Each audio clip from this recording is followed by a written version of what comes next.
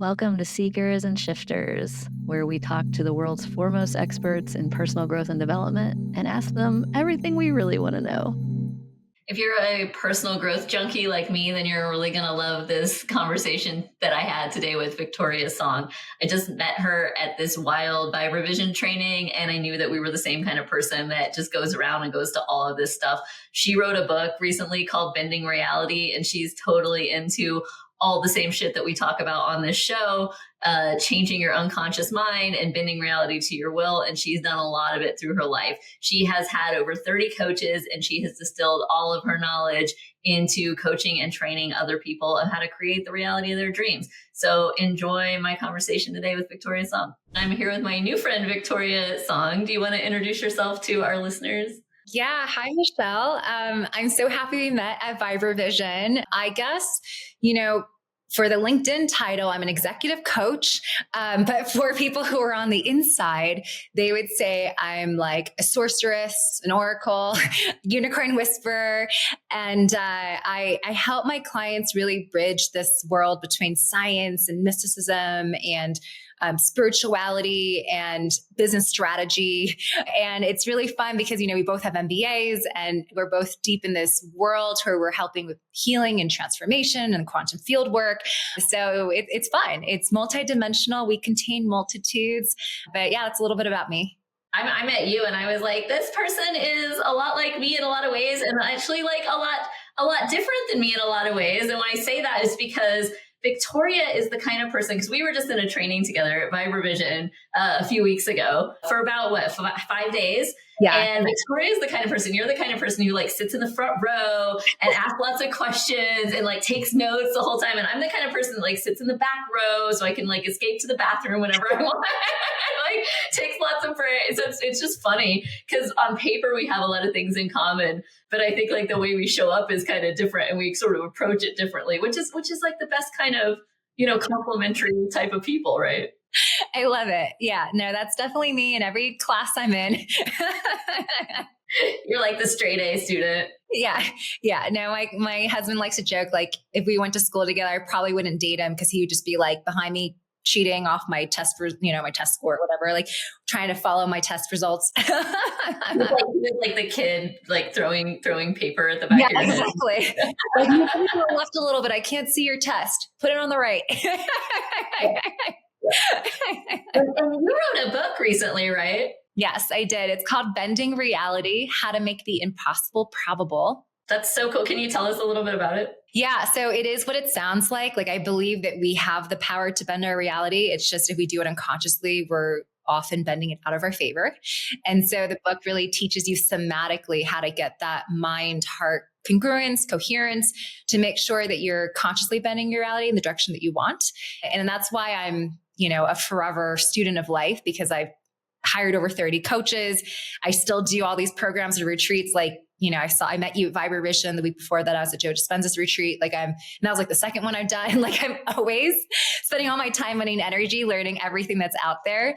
And this book is really a distillation of everything that I studied across 30 coaches, all their different modalities, the meta framework that I've seen behind what everyone is teaching in different words. And we so appreciate, I speak for myself and everybody listening, we so appreciate nerds like you who go and gather and learn and distill. Taking notes everywhere. and distill it for us. I think of myself that way. If people say, what do you do? I say, well, I learn and I teach, right? Like that's what I'm trying to do too. It's like I learn and I teach. I know that you're a big Joe Dispenza person. I know you've gone and studied a lot of with a lot of different people, a lot of different modalities. How did this start for you? Like where in your life were you just like, oh, I'm going on a personal growth journey? Yeah, I definitely didn't initially come from a place of fun and curiosity. It came from a place of like, oh shit, I need to fix myself. Like I have a lot of and I have a lot of blind spots. And so, yeah, I feel like I hired my first life coach without really knowing what I was getting myself into. And that was about 11 years ago. And it was when I was in business school. And when I hired my first life coach, I immediately was like so eye opened to like everything I didn't know. And I became just like so into it. I became a power user of coaches. I've hired 2 or 3 coaches at the same time that didn't even know about each other. And you're like cheating on. Yeah, I was like cheating. I was like, I'm just going to get a second opinion, but I was like seeker. I was working with sex coaches, money coaches, life coaches, love coaches, coaches for coaches, like every kind of coach. And I just became obsessed, just a power user of coaches. And throughout the journey though, it definitely switched from trying to fix myself to then being like, oh, I feel so good. This is so fun. Now I'm doing it because I'm so curious. And it actually is like my favorite thing to do. It's the thing I'm most enthusiastic about. So it's just so perfectly aligned that we get to study this and learn it and then teach it and share it. So it's like we picked careers that are perfect for our passion. Yeah, absolutely. So it's interesting that you had that moment in business school. So like, I thought that was fascinating. You don't meet like a ton of MBAs that are in the whole personal growth addiction world. I call it an addiction. Like I have a personal growth. I almost said addiction and I was like, but nobody uses that word, but the reality is that like a lot of my money and time goes back into like learning more stuff and I think that's true for a lot of us. But we don't meet a lot of people that like come out of business school and into this. And I recently went back to my business school reunion and I was not expecting this, but people were fascinated. Like I was getting swarmed a little bit by people that were like, I've been following you on the internet and tell me about all the stuff that you're doing because I work at Amazon and I still work 70 hours a week and it's horrible. And sorry, Amazon. Right? Amazon is known for that. Yeah. They bring people right in all these other companies and they're going like, how did you, tell me all about this woo stuff you're doing. It's not a normal like MBA track to go from, especially and sorry to be douchey, but I'm being deliberately douchey. You and I both have like Ivy League MBAs. To go from that to doing what we're doing is kind of weird. Yeah. Not popular, not sexy, not that prestigious. No. And we kind of went, off that beaten track and into this. And now it is kind of sexy and prestigious because it's completely different from what everybody's doing. But was there a moment in business school, like were you having an existential crisis in business school where you were like, this, I don't want to go work for McKinsey. I need a life coach. Like what was it that made you hire that first life coach? Yeah. So I went to business school thinking that I was going to meet another classmate that I'm sure people feel about you today, which is like, oh my God, I didn't know you could do that for a living. That's so cool. I'm going to totally move out of my finance career into what you're doing. But I didn't find that. I didn't look around at my classmates and get inspiration from what anyone else was doing. So I actually just went back into venture capital, which is what I was doing before I went into business school. So there was no change. I quite literally went back into the firm that paid for business school and I just returned. But I initially hired this life coach because I was looking for someone to improve my speaking skills, like my presentation skills. So I actually emailed all my McKinsey, BCG, Bain friends and said, hey, you guys are really good at presenting. Do you guys have like a speaking coach or a presentation coach that you would recommend? And surprisingly, I think because all of those resources are internal, they didn't have an external coach to recommend me. But I did connect with this woman named Yuri Kim, who's a VC at Forerunner Ventures, who's now like a friend of mine. We both knew each other before we were in VC. We met in London, I guess, I don't even know, 15 years ago. More than that. And she was like, I don't have a speaking coach, but I have this life-changing thing called a life coach. And, I've now worked with over 30 coaches over this last 7 years. And this is the coach that my friend's been working with for the last 11 years. This is her coach. And so she suggested me to work with her. She was awesome. And she's the first person that kind of set me on this down the whole rabbit hole of wow, I didn't know this. What else can I learn? Now I want to hire every coach out there. And I'm kind of known to be that person who, if I'm at a conference or I watch a panel of coaches talk, I end up hiring everyone on stage because I'm just obsessed with everyone. I'm I need you. I need you. I need you. I want to work with all of you. And that's kind of how I ended up at Vibervision too. It was I have a circuit of friends that are into this work and they're I've done Hoffman, I've done Joe Dispenza's work, I've done Tony Robbins' work, I've done ayahuasca, but the coolest thing I've ever done is Vibervision. And I was well, that's saying a lot. So that's why I signed up to do Vibervision. I'm like that too. I go to something cool and then I sign up for everybody else's stuff. And I'm I need to be a little more judicious. I can't remember if I told you, but I was when we were at Vibervision, I was I have a new rule. I don't sign up for a training at a training. This is a brand new rule because I can't trust myself anymore. not that girl that goes shopping and like impulsively buys things at the store, but I do that with coaching. Yeah. Okay. I have to, like, I must be stopped. Like, I have to go home and integrate for like a week, and then I'll figure out what I'm going to, I have to look at my calendar before I sign up for things. Yeah, let me see how I feel about it when I'm not like in the vibes 9 to 9 every day, like sleeping, drinking, breathing the stuff. Wearing the t-shirt and like, doing the doing the meditative breaths that make you high, right? Yes. So and we'll get into it. So I love this aspect of your story that you were just being the nerd that you are, which I love. I say that as a compliment. You're being, and you're like, I just want to be better at public speaking and, get my A's and who can help me. And then you got into life and you were like, oh shit, it's like a whole new world. I was like, wow, I need to work on my love life.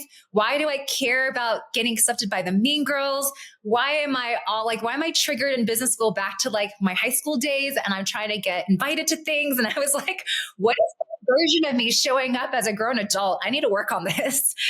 Yeah. Business school was challenging for me in those ways. I showed up and I was completely different than everybody there. So I went to business school in New Hampshire, and everybody was very like old money from, like they're wearing Vineyard. But I didn't know what any of this stuff was. So you don't know this about me because we don't know each other well yet, but like I'm from Oklahoma. I'm from the trailer. I'm like white trash. I showed up with my tattoos. I was a single mom. And I show up and I'm like, I said, I might as well have pulled a trailer up on the lawn, right? These are people who are like running in their pearls. They had shirts over shirts over shirts. I didn't understand what was happening. I had never spent any time in the Northeast. I didn't know what the whales were. I didn't know what the pink pants were. I didn't like, and I was just like, I was like, why, how did I get here? Like, why did they let me in? And I felt just fat and I really started having some problems with disordered eating at that time, just like trying to fit in. And I felt stupid. Oh my God, did I feel stupid? Because I did not come from a quantitative background. I was a political consultant. So all of these things that now looking back, I'm like, oh, that's what made me really interesting and diverse and unique and brought like a cool perspective. And I can see why I was there now and why I actually like added to the experience and added to the class. But at the time I was so freaked out and insecure, and I was just going through a divorce, and it was really, really tough. And so I actually really got into Abraham Hicks. That was kind of my gateway drug, my entry point. And it was a life-saving thing at that time. And this is long enough ago, so I'm gonna age myself a little bit. But I had it on CDs. Like, so do you remember back when there was like CDs in books? So it was like I had these like books of Abraham Hicks CDs, and they were like sitting in my car, and I would like, have them in the CD changer, the rotation thing. Millions. Yeah.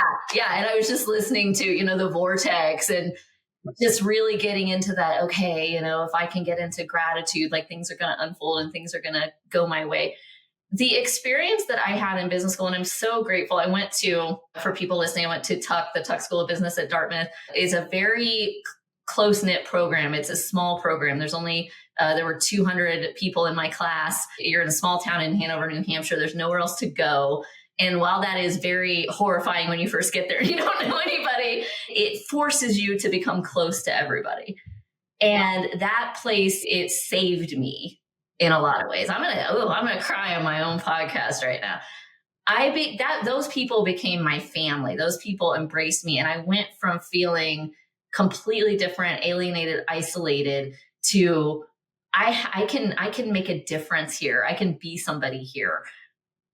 I matter here. And I accomplished something. That program was so difficult for me academically. And the fact that I stuck in it, and boy, I wanted to go home. I wanted to go home so bad, Victoria. I went to the dean and I said, I got to go home. Wow. I got to quit. And she said, you can quit, but you're still going to owe the money. And at the time, that was more money. I had borrowed that money, right? Wow. I didn't realize I was one of only 5 people there that borrowed the money at the time, but I had borrowed that money. And she was like, you can go home, you're still going to owe the money. And that was more money than I had ever contemplated in my life at the time. I think I had borrowed $140,000, and I had never even thought about $140,000. I was broke, right? And I was just like, well, shit. And she's like, Michelle, there are no plaques on the wall for anyone that said she never asked for help. Ask for help. What do you need? And I was like, man, I'm just not okay. And she's like, go to mental health services, go talk about it, go talk about the divorce you're going through, go talk about the, and they helped me. Wow, it's amazing. And I got through it, and I found family there, and like getting that degree was such an accomplishment in my life.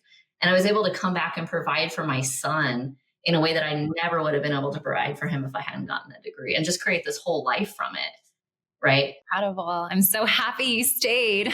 I'm so happy I stayed. But if I hadn't had Abraham Hicks in my ear at that time, I don't know if I could have created that. I don't know if I could have created that shift into gratitude.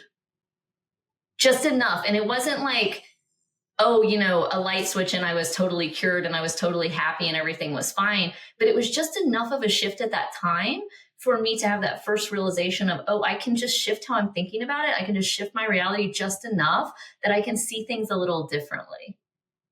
And I can do this.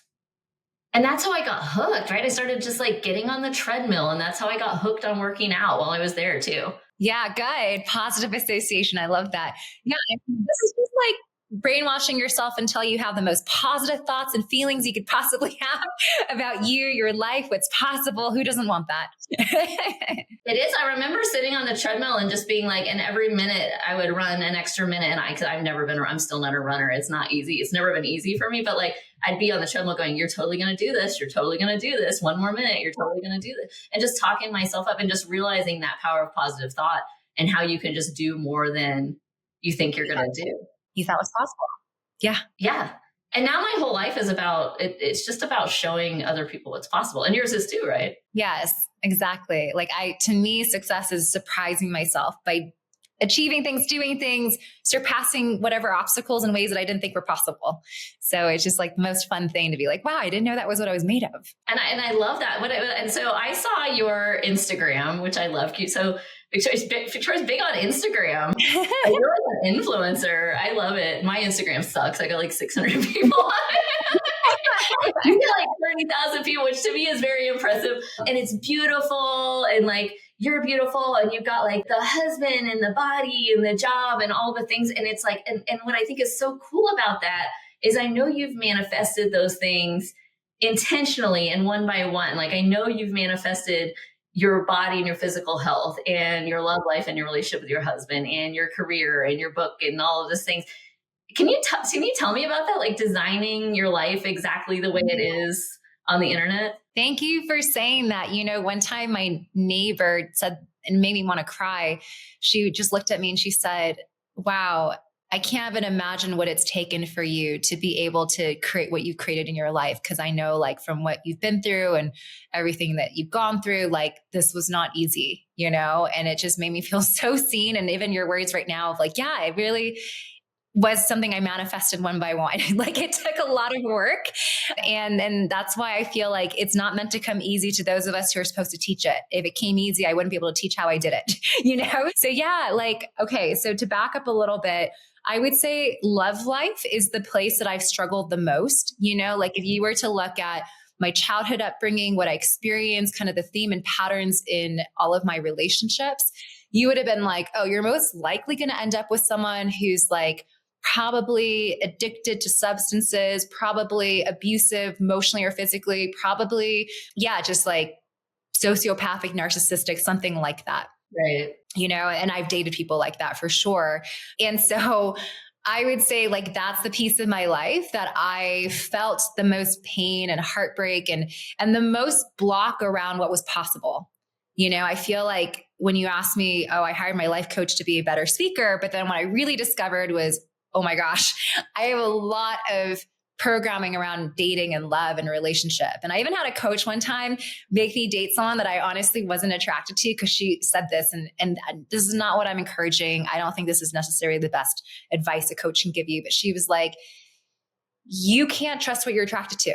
Like right now, you're attracted to people who are abusive of you. So I'm going to ask you to date this person who's really healthy and normal and safe, because you might just not be attracted to him because you're just used to abuse, right? And this is how self-doubting I was at the time, that I was just like, I don't even know what I'm doing in dating anymore. And so, and I don't know if you can relate to that. I know you said you went through a hard breakup, but it was just essentially like, I felt like I was repeating the same patterns. I was in therapy for years about it. You know, a huge part of my coaching journey was really healing whatever was causing me to not feel worthy of more and to feel like familiar with a certain level of toxic behavior.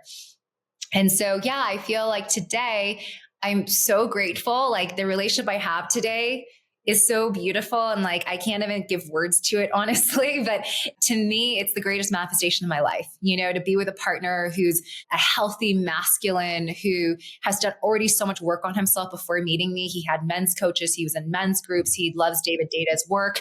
Like he read all these books that I had read. He did all like Landmark before, like, you know, I did Landmark, love Landmark. Yeah, exactly. It's like he did all this stuff foundationally before he even met me. And usually I was the person who had to like convince a partner, maybe you should work on yourself, you know, or here's some book recommendations. And so just to know that like I was able to heal and alchemize the patterns that were making me a match for really toxic behavior and really like the toxic masculinity, you know, the unhealed, kind of wounded child masculinity that shows up in a lot of our society. To like get to be in the place I am today and to get to receive and to even know how to turn off the masculine part of my overachiever woman so that I can receive from a man who is in his masculine and like know how to be a match for that energy.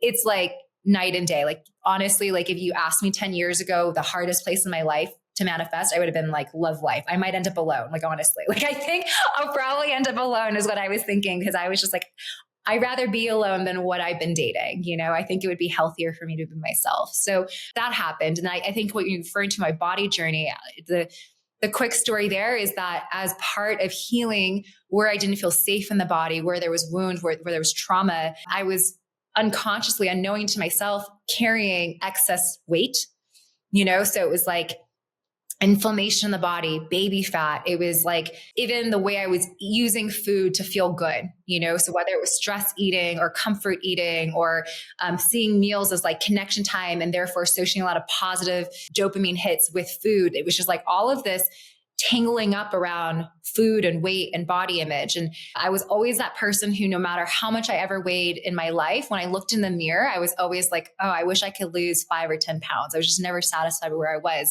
And yeah, and I feel like my entire life before my body program, I was really trying to beat myself into good shape. It was like, let me be boot camp.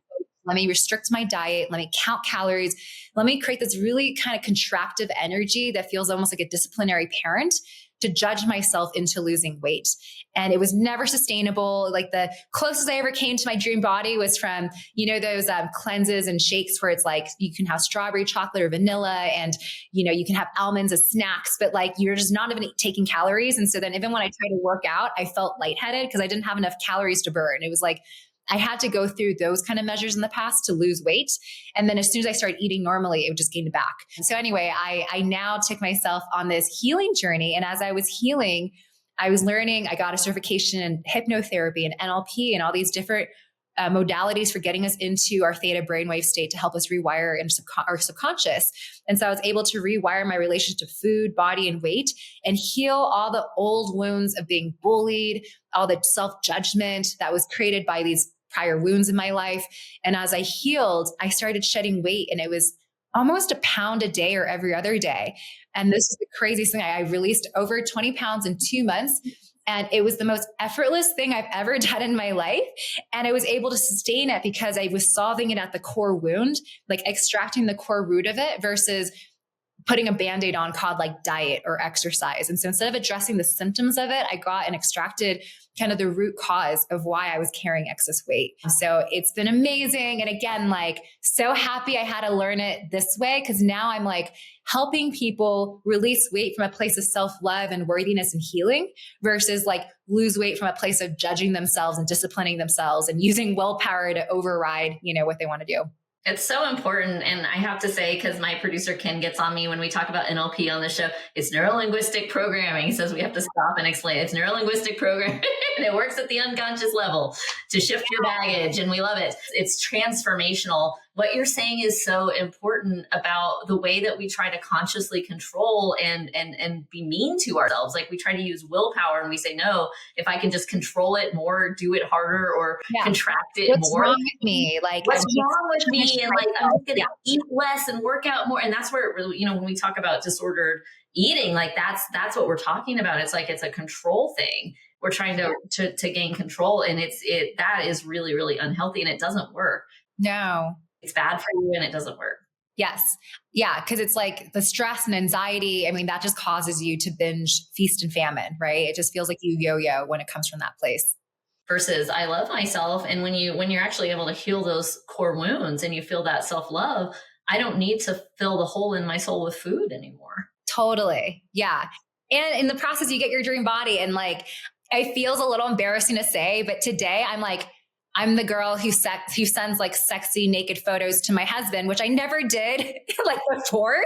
Like before we started dating, he'd be like, send me a sexy photo. And I was like really demure. And I'm like, here's a appropriate photo. But now I'm like, do you see my body? It looks so good. That's why I laughed when you sent in the Telegram group, you showed us your sexy abs. And I was like, oh, I totally sent a photo like this earlier today, but I knew that it wasn't appropriate to send to the group text thread.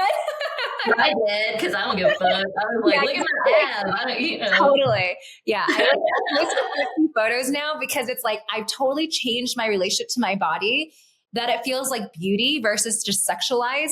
I'm just like, I really like feel so good in my own skin that like sometimes I've lost followers over posting photos that were too sexy in the past. So sometimes I'm all for it. Like, first of all, you're beautiful, you're gorgeous, and your body is amazing. And I think, people sometimes will look at that and they'll think negative things about that and be like, oh, that means that you're shallow or you're stupid or like you just got lucky or whatever. And it's like, that's their bullshit. That's their lens, right? Because I see that and I see all the work that you've put in mentally to be able to. Thank you. It feels hard earned.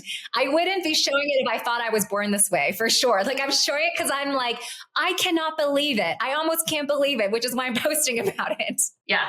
I was in that place a few years ago where my body was like exactly how I wanted it. And I had it all over the internet. I was doing the exact same thing. And then I lost it over COVID. That's a whole nother story. So now I'm back on my hypnosis train, trying to get the like, because I got, and I do want to bring that up because this is a process. It's not like, oh, you release it once and then like nothing ever happens again. Like sometimes we release this stuff and then other traumas happen and it's like the same pattern happens. One of the most frustrating things to me about this whole personal growth and development journey is when you realize like, oh, I know what's happening and it's still happening, right? I know this is my body and my unconscious reacting to this traumatic thing that just happened. And I know I'm binge eating right now, for instance, like I'm stress eating because I know that thing was traumatic and I know this is my body trying to keep me safe and I know I'm doing the thing and I know what's happening.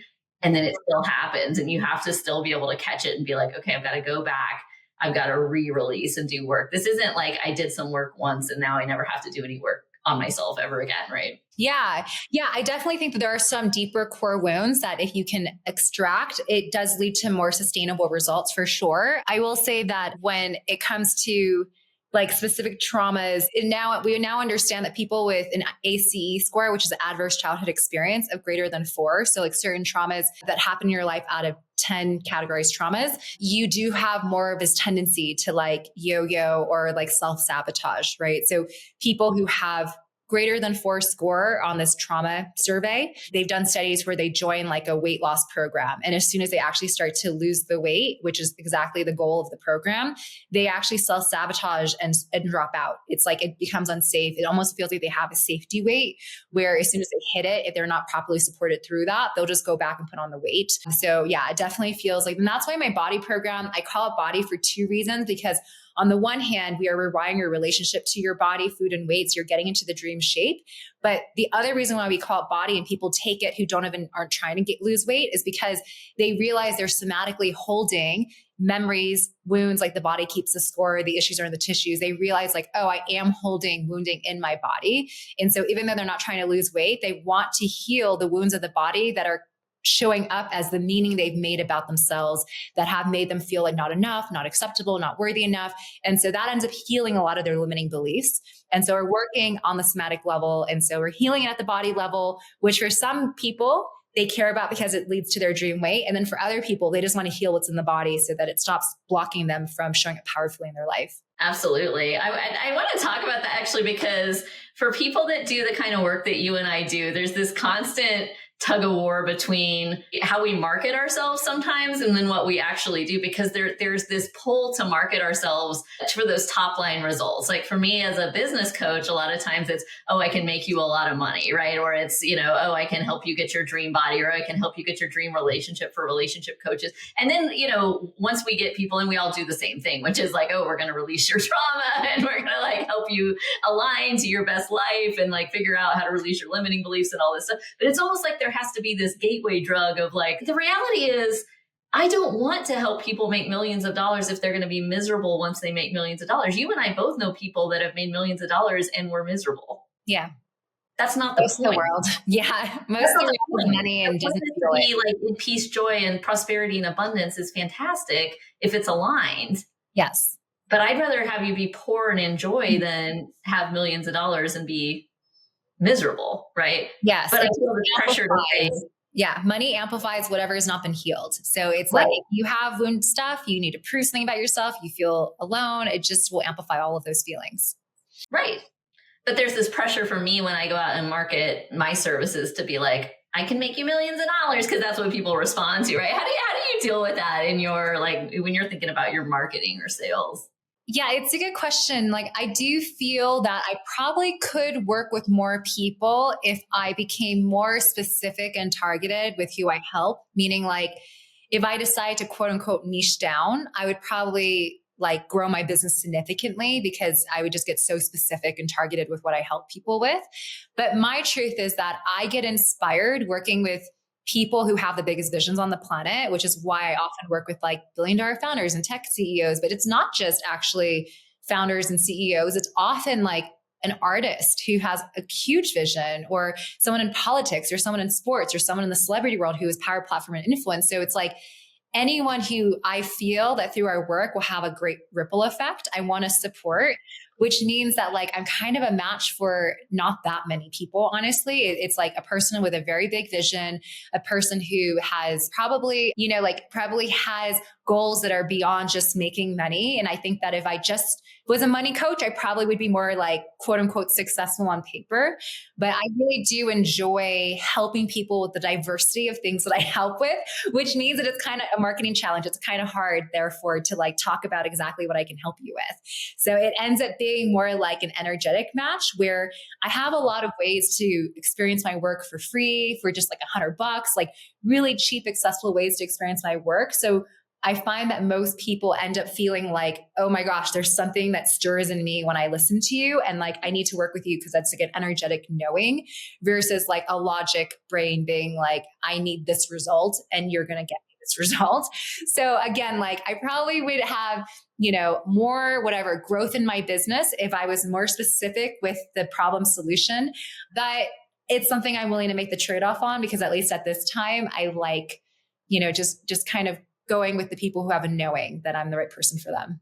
Amen to that, man. I hear that. How do you meet the world changers, the celebrities, the CEOs, the people with the big visions? How do you even get introduced to people like that?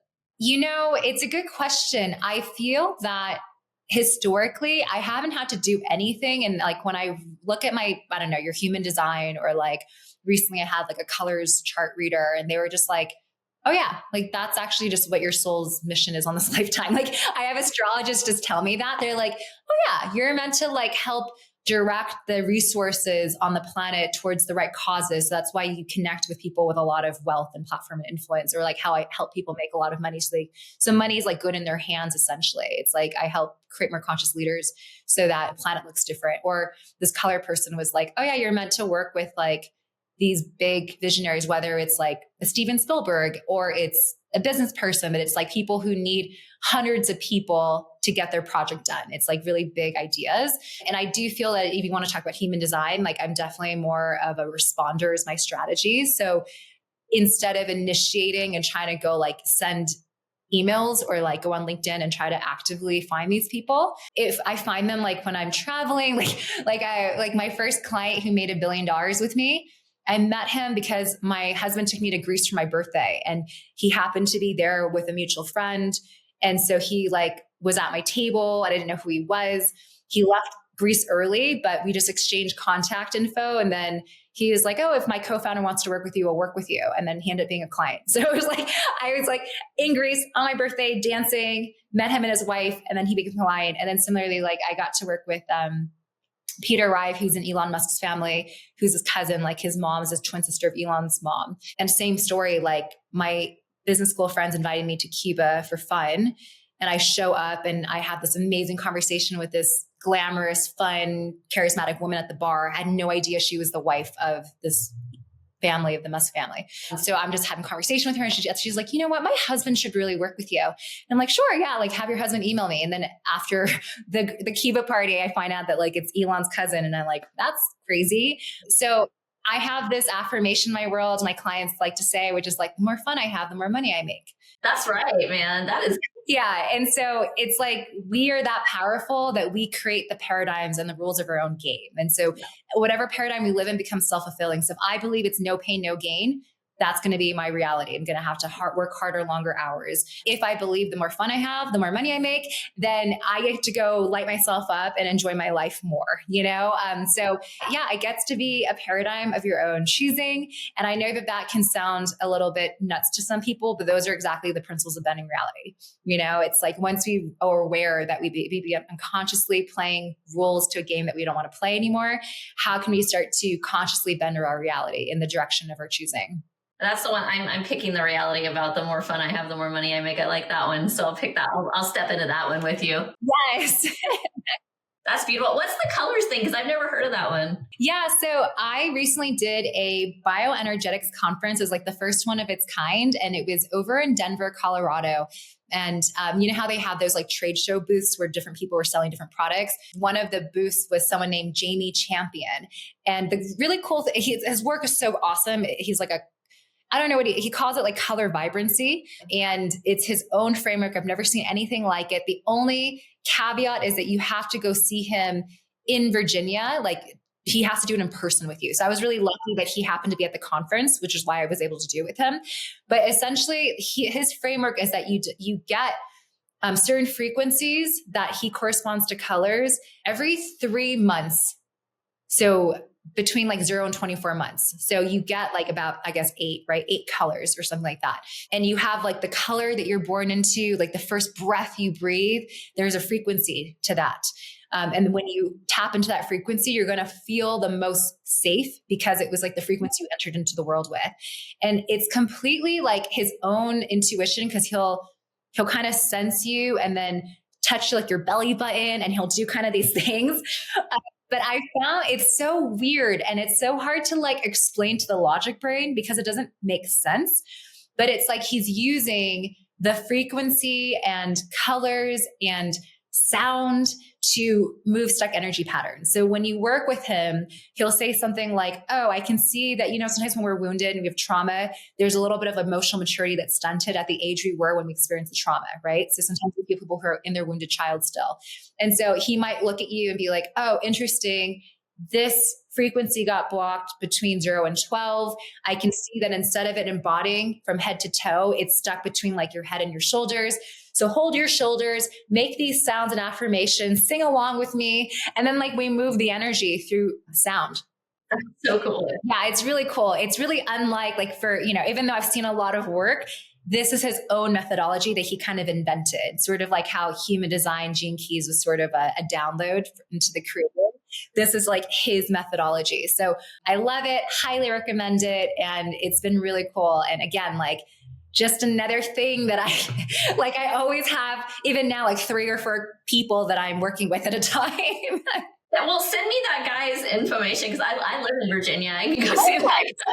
Oh, that's so perfect. Okay, excellent. Yeah, because I often send his contact to people who are like, you know, an hour away or like grew up there but don't live there now. So it's like, I don't know if anyone's done it yet. Yeah, I mean, I don't know what part of Virginia he's in, but like, hey. Yeah. Absolutely. Worth the drive for sure. And so we before we go, we've got to talk about Vibervision because we met there, and this was a whole thing. And so I ended up there. So you said you met some people that were just like, Vibervision's the coolest thing I've ever done. I ended up there because my friend Brooke had done it, and I guess they're a client of Brooke's, and so he had gone as like, I need to experience what you're doing if I'm going to be working with you, like he's helping them with their marketing or something. And Brooke is a friend of mine. And he mentioned it, and I mentioned it to my partner, Brad, who you met, because I was there at the training with Brad.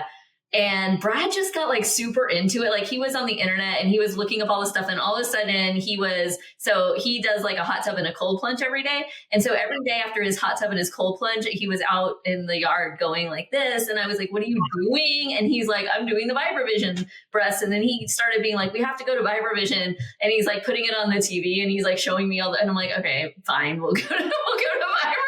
Oh, is Brad still doing it now post the retreat? Yeah, and so am I, right? Okay, amazing. So good. This is how I end up. Brad actually dragged me because Brooke told us about it, and that's how we ended up. Yeah. Good. And we like doing that stuff together. Like we're culty people, like, you know, we like cults. And we were like, cool, this is super culty. They have t-shirts and it's like, you know.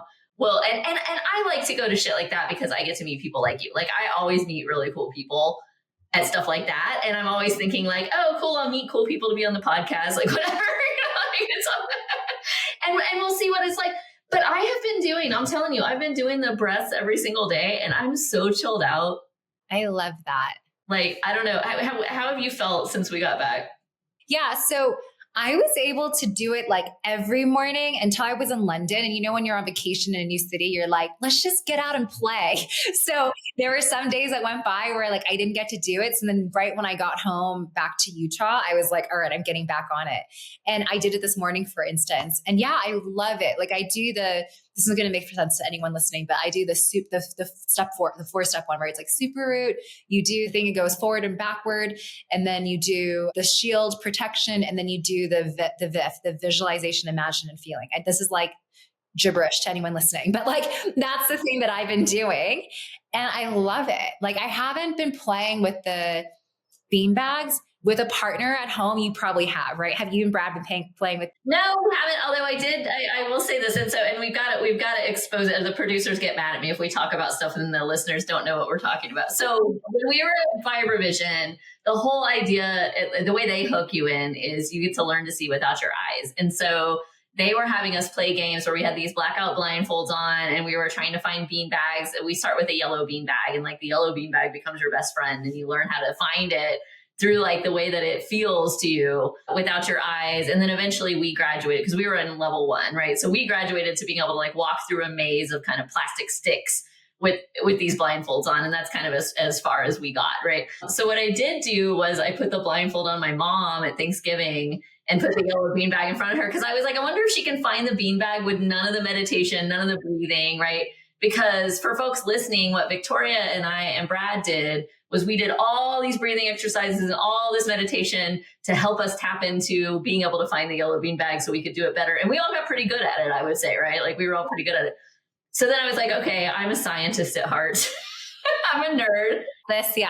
I'm going to test it. I put my mom has done no breathing, no meditation, just put the blindfold on her. She found the fucking beanbag every time. I love that. You didn't have to do 9 a.m. to 9 p.m. for 5 days. I'm just saying that's a data point. My mom, I already knew she was kind of super psychic anyway. So yeah. Well, she's tapped in then in general. Yeah.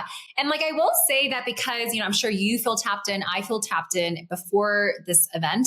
So even on day 1, before we were even told anything about Vibervision, I was able to find it pretty easily as well.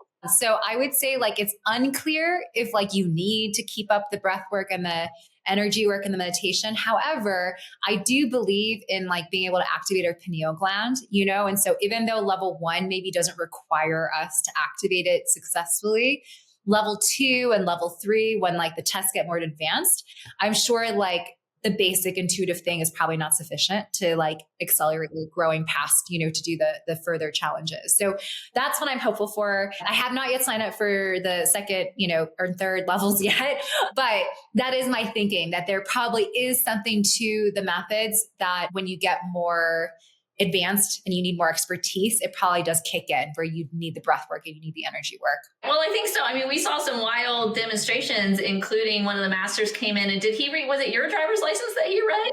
Yes, mine was one of them. Yes. You read your driver's license completely blindfolded, which was nuts. So, I mean, I you can't make that up. So, and it's real because he did the very thing that someone who visually reads it would do too, which is like mix up Victoria with Veronica. It's like his first. Yeah, he was like, "Is that No, it's Victoria." But like people who can see me, my name, still sometimes accidentally switch up Victoria and Veronica. So it was like that kind of thing where it's like, he saw it and then sort of guessed when he just sort of saw the rough length of the word. So, I mean that was next level, and it was just a lot of fun. I mean, we definitely had a lot of fun doing it. So I'm still thinking about whether we'll sign up for the next level. I think we probably will. Probably not in April because it's my birthday. Aww. We're going to go to Belize, but probably in October we will do it. So, maybe we'll see you there, but definitely a cool thing to do. I definitely would recommend, any nerds that want to explore stuff with themselves. Vibervision was cool. And I am really enjoying the breath work every day. It is calming and even if it's just the affirmation at the end, I love myself. I love my life. I love being me. Yeah. Is a cool way to start my day every day. So. Totally. Yeah. I always meditate in some form. If it's not Vibervision, it's an abundance meditation or something else. Absolutely. Victoria, thank you so much for joining us. If anybody listening or watching wants to find you on the internet, where can they find and follow you? Oh, yeah. So my website's at victoriasong.me. And then my Instagram, which I post a lot on, is Victoria E Song. And that's like E as in Erica, Victoria E Song. Thank you so much for being with us today. Thank you for having me. And everybody, will talk to you next time.